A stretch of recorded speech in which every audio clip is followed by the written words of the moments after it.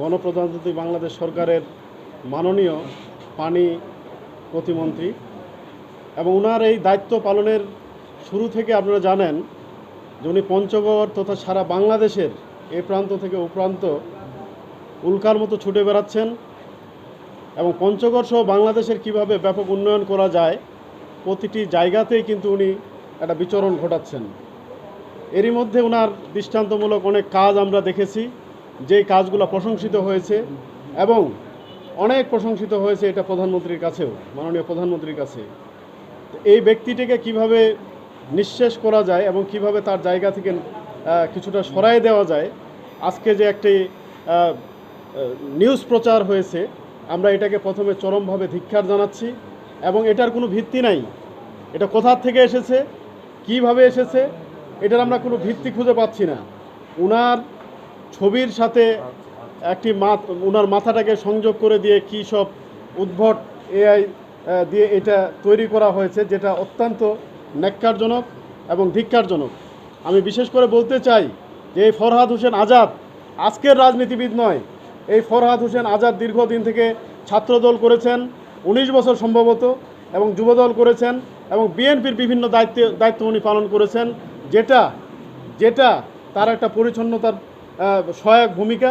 এবং বিগত সময়ে এই ধরনের কোনো কর্মকাণ্ড তার দ্বারা হয়নি এবং প্রকাশিত হয়নি যখন তার যৌবন ছিল, যখন তিনি বিভিন্ন জায়গায় তার বিভিন্ন রকম দায়িত্ব পালন করেছেন। আজকে জীবনের শেষ প্রান্তে এসে যেই বিষয়টিকে নিয়ে আসা হয়েছে ফেসবুক মাধ্যমে, এটা নিঃসন্দেহে ন্যাক্কারজনক, ধিক্কারজনক এবং একটি শ্রেণী উদ্দেশ্যপ্রণোদিতভাবে এটা করতেছেন। একটি শ্রেণী তাদের অপরাধগুলোকে ঢাকবার জন্য, তাদের অন্যায়গুলিকে ঢাকবার জন্য আমাদের আজকে এই মাননীয় প্রতিমন্ত্রীর বিরুদ্ধে এই ধরনের একটি অপপ্রচার চালাচ্ছেন। আমরা অত্যন্ত দৃঢ়তার সাথে এবং পরিষ্কারভাবে এই বিষয়টি আপনাদেরকে জানাতে চাই এবং বলতে চাই যে পক্ষ থেকে যাহারা এই ধরনের একটি বাজে অপপ্রচার আজকে মিডিয়ার সামনে নিয়ে এসেছে, তাদেরকে খুঁজে বের করার দায়িত্ব আপনাদের। এবং আমি আশা করি আপনারা এটাকে খুঁজে বের করবেন। এটা যদি খুঁজে বের করা না হয় এবং যারা এই অন্যায়টার সাথে জড়িত হয়েছেন তাদের যদি উপযুক্ত শাস্তির ব্যবস্থা করা না হয়, তাহলে আগামী দিনে রাজনীতির প্ল্যাটফর্মে আপনি, আমি এবং আপনারা কেউ এখানে কিন্তু নিরাপদ না। যেখানে একজন মন্ত্রীর বিরুদ্ধে, একজন এমপির বিরুদ্ধে, একজন ভালো মানুষের বিরুদ্ধে এই ধরনের অপপ্রচারগুলি সংগঠিত হচ্ছে, এই অপপ্রচারগুলির বিরুদ্ধে যদি আমরা দুর্বার প্রতিরোধ গড়ে তুলতে না পারি, এদেরকে আইনের আওতায় নিয়ে আসতে না পারি, তাহলে আমরা কিন্তু কেউ নাগরিক হিসাবে অন্তত সেফ থাকবো না। এটা আমরা আমাদের পক্ষ থেকে বলতেছি। আজকে আমাদের জেলার সমস্ত নেতারা এখানে উপস্থিত হয়েছেন, ছাত্রদল, যুবদল, বিএনপি থেকে শুরু করে সবাই আমরা এখানে উপস্থিত হয়েছি এই বিষয়টির প্রতিবাদ জানানোর জন্য। এবং তাৎক্ষণিকভাবে আমরা প্রতিবাদ করতেছি যে এই ধরনের অপপ্রচারকারীরা আগামী সময়ে এই ধরনের সাহস যাতে আজকের এই সময় থেকে আর না করে। কাজেই আমি আপনাদেরকে এই বিষয়টার প্রতি চরমভাবে খেয়াল রাখার জন্য অনুরোধ করতেছি। অন্যের অপরাধ যাতে আমাদের উপরে এসে না পড়ে এবং অন্যরা যা করেছে তার দায় যাতে আমাদের উপর কেউ চাপাইতে না পারে, আমরা এটার জন্যই আজকে মূলত এই সংবাদ সম্মেলনের আয়োজন করেছি। প্রিয় সাংবাদিক ভাইয়েরা, আপনারাই সমাজের দর্পণ, আপনারাই বুঝতে পারবেন আজকে যে যেই ছবিগুলো দেখানো হয়েছে, এই ছবিগুলোকে আদৌ কোনো বাস্তব ছবি? আপনাদের কাছেও আমার মনে হয় যে এটা একটা প্রশ্ন। আপনারা সেই বিষয়গুলো বিশ্লেষণ করবেন এবং অপরাধীকে বের করবেন এবং অপরাধীর শাস্তি আমরা প্রার্থনা করতেছি। ফরহাদ হোসেন আজাদ সাহেবের সাথে একটি ছবি জুড়ে দেওয়া হয়েছে, এটা দিয়ে কী বোঝাতে চেয়েছেন, কি বোঝাতে চেয়েছেন? এটা কি আইডেন্টিফাই করে, এটা কি ফাইন্ড আউট করে যে এই ছবি দিয়ে উনি কোনো অপকর্ম করতেছেন, উনি কাউকে জড়ায় ধরেছেন, উনি কাউকে জোর করতেছেন? এইরকম তো কোনো বিষয় না। যদি এই ধরনের কোনো ঘটনা ঘটতো বা এই ধরনের কোনো উনি বাস্তবে করেছেন, তাহলে সেটা ছিল আলাদা বিষয়। এটা যে তার উপর যে উদ্দেশ্য প্রণোদিতভাবে করা হচ্ছে, এটা আমরা সবাই ক্লিয়ার হয়েছি। আমাদের দাবি শুধু আজকে একটাই, যে কোনো মূল্যে এই অপরাধীদের এটার জন্য স্পষ্ট আইনও আছে, এই অপরাধীদেরকে সেই আইনের আওতায় যাতে আনা হয়। আপনারা সহযোগিতা করবেন। আসলে এআই সম্বন্ধে আমাদের একটা আইডিয়া এর পূর্বে কিন্তু আমাদের কারো ছিল না। আসলে এটা কত খারাপ জিনিস আপনারা জানেন যে আজকেও আমি একটা এআই সম্বন্ধে একটা যাদের জনপ্রিয় বাড়ছে তাদেরকে কিন্তু যে কিভাবে তাদেরকে দাবিয়ে রাখা যায় এটা তারা চেষ্টা করতেছে বিভিন্ন অ্যাঙ্গেলে। আপনারা জানেন যে কয়েকদিন আগে আমরা নির্বাচনের সময় দেখেছি যে তেঁতুলিয়া আমাদের বিএনপির যিনি সাধারণ সম্পাদক শাহিন এবং তার ভাই সম্বন্ধে একটা এআই করে যে চাঁদাবাজি অমুক তমুক বিভিন্ন রকমের সর্বোচ্চ চেষ্টা করেছিল তার জনপ্রিয়তাকে হ্রাস করার জন্য, অর্থাৎ নিচে নামাবার জন্য।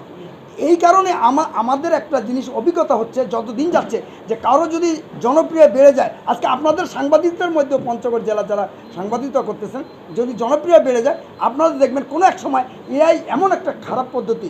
তাই এই জন্য সকলকে আমি অনুরোধ করব সকলকে ঐক্যবদ্ধ থাকে এআই সম্বন্ধে, সকলকে যেন ধারণা থাকে যে এই আর এই মোবাইলে আমি একটা জিনিস খেয়াল করছি যে 60% আমার মনে হয় যে সব ফলস নিউজগুলি তাড়াতাড়ি চলে আসে সামনে। দেখবেন আপনি মোবাইলটা খুললে দেখবেন ফেসবুকে যে প্রথমে চলে আসছে ওই খারাপ সাইটটা।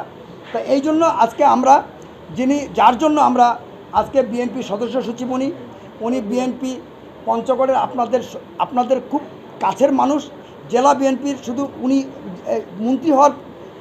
মন্ত্রী হওয়ার পর থেকে আপনারা ভাবেন না যে আপনারা দেখেছেন যে শুধু বিএনপির জন্য করে নাই, উনি কিন্তু যতটুকু পারছেন আপনাদের এই প্রেস ক্লাবও আমরা কয়েকদিন আগে যারা মানবতার জীবনযাপন করছে তাদের জন্য যে সহযোগিতা অন্য জায়গায় হয়েছে কিনা আমি জানি না, কিন্তু পঞ্চগড়ে উনাকে আমরা বলাতে উনি যতটুকু পারতেছেন উনি চেষ্টা করতেছেন। এবং আমার সঙ্গে ঢাকায় কয়েকদিন আগেও আলাপ আলোচনা হয়েছে যে আরও কিছু উনি বিস্তৃতভাবে বিভিন্নভাবে কিন্তু চেষ্টা করবে, কিছু গরিব কিছু অর্থনৈতিকভাবে যারা খারাপ আছে চেষ্টা উনি করে যাচ্ছেন। তাই আজকে সকলে মিলে আমরা এই প্রতিবাদ জানাচ্ছি এবং আপনাদেরকেও সকলকে আমার অনুরোধ থাকলো জেলা বিএনপির পক্ষ থেকে যে এই এআই যারা করছে বা তাদের নজর রাখা এবং কারা করছে তাদের প্রতিবাদ করা।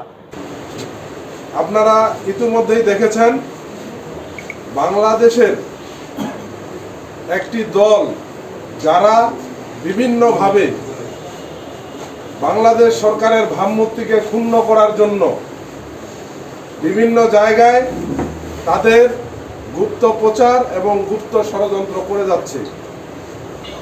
সেই ষড়যন্ত্রের প্রতিবাদে বাংলাদেশে 300 আসনের এমপিদের মধ্যে সবচেয়ে বেশি বর্তমানে আমরা যা দেখছি মিডিয়ায় যে আমাদের নেতা ফরহাদ হোসেন আজাদ, যিনি প্রতিটা মিটিংয়ে এই গুপ্তদের গুপ্ত চুরির ব্যাপারে কথা বলতেছেন। আপনারা দেখেছেন গত কয়েকদিন আগে উনি পঞ্চগড়ে এসেছিলেন, ময়দানদিঘিতে উনি একটা বক্তব্য দিয়েছিলেন এই যে সরকারের বিরুদ্ধে পেট্রোল পাম্পে তেলের যে হট্টগোল এই গুপ্ত দলটি করেছিল তার ব্যাপারে উনি কিন্তু এখানে একটা ময়দানদিঘিতে বড় প্রতিবাদমূলক বক্তব্য দিয়েছিলেন। আপনারা সকলে জানেন, মিডিয়ার ভাইয়েরা আপনারা দেখেছেন শুনেছেন। এইগুলো বক্তব্যের পরিপ্রেক্ষিতে উনি শুধু পঞ্চগড়ে না সারা বাংলাদেশে এরকম ওই দলটি বিএনপির বিরুদ্ধে যা যা অপকর্ম করছে তার বিরুদ্ধে উনি প্রতিবাদ করতেছেন এবং সকল পর্যায়ে উনি এই বক্তব্যগুলো তুলে ধরতেছেন। এরই পরিপ্রেক্ষিতে আজকে ওই গুপ্ত দলটি প্রধান শত্রু হিসেবে রূপান্তরিত হয়েছে বাংলাদেশ জাতীয়তাবাদী দলের ভিতর, তিনি হচ্ছেন ফরহাদ হোসেন আজাদ। এই আজাদকে তারা প্রধান শত্রু মনে করে তাকে কিভাবে হেয় প্রতিপন্ন করা যায়, এই জন্যই আজকে তাদেরই শিবিরের কিছু পেজ থেকে এই আর্টিফিশিয়াল যে এআই আমরা যেটাকে বলি, এই এআইয়ের মাধ্যমে একটা ভিডিও এবং কিছু ছবি তারা তৈরি করে আজকে তার মান ক্ষুণ্ণ করার জন্য, তাকে হেয় প্রতিপন্ন করার জন্য এই ভিডিওগুলো তারা প্রকাশ করেছে। আমি বলতে চাই মিডিয়া কর্মীদের সামনে, ফরহাদ হোসেন আজাদ আমাদের সন্তান, এই পঞ্চগড়ের সন্তান। আপনারা জানেন তিনি মিডিয়া বান্ধব, তিনি কৃষক বান্ধব, তিনি কর্মী বান্ধব একজন নেতা। সারা বাংলাদেশে এরকম নেতা বর্তমানে খুঁজে পাওয়া খুব দুষ্কর, যিনি ক্ষমতায় যাওয়ার সাথে সাথে আমাদের কর্মীদের সঙ্গে আলোচনা করেছেন যে কোনো কর্মী বসে থাকবে না, প্রত্যেকটা কর্মীর আমি ব্যবস্থা করব। শুধু কর্মীদের সঙ্গেই নয়, তিনি কৃষক শ্রমিক জনতা সকল জায়গায় তিনি আজকে পদাচরণ করতেছেন এবং পঞ্চগড় 1, 2 তিনি কোনো ভেদাভেদ দেখেন না, সকলের উপকারে তিনি আজকে কাজ করতেছেন। প্রশ্নটা হচ্ছে এইখানেই, আজকে তিনি এত এগিয়ে যাচ্ছেন কেন? আজকে আমাদের মাননীয় প্রধানমন্ত্রী তারেক রহমানের সঙ্গে তার এত সম্পর্ক কেন? আজকে তিনি কেন এত গুপ্তদের বিরুদ্ধে বক্তৃতা দিচ্ছেন? একে রুখতে হবে, রুখতে হবে, রুখতে হবে। এই রুখার জন্যই আজকে একটি দল উঠে পড়ে লেগেছে, যারা আজকে ফরহাদ হোসেন আজাদকে পদদলিত করতে চায়, তাকে কলঙ্কিত করতে চায়। আমরা সকল পঞ্চগড়বাসী এখানে উপস্থিত আছি, আমরা সকলেই যেন কোনো কিছু দ্বিধাদ্বন্দ্ব মনের ভিতর না রেখে আজকে আমাদের মন্ত্রী, আমাদের নেতা, আমাদের পঞ্চগড়ের গর্ব, সারা বাংলাদেশের গর্ব, তার যেন কোনো রকম ক্ষতি না হয়। তিনি যেন যেইভাবে দেশের জন্য, এলাকার জন্য কাজ করে যেতে চাচ্ছেন, সেই ধারাবাহিকতা যেন অব্যাহত থাকে। কোনো গুপ্ত সংগঠন যেন এই বাধাগ্রস্ত হতে না পারে।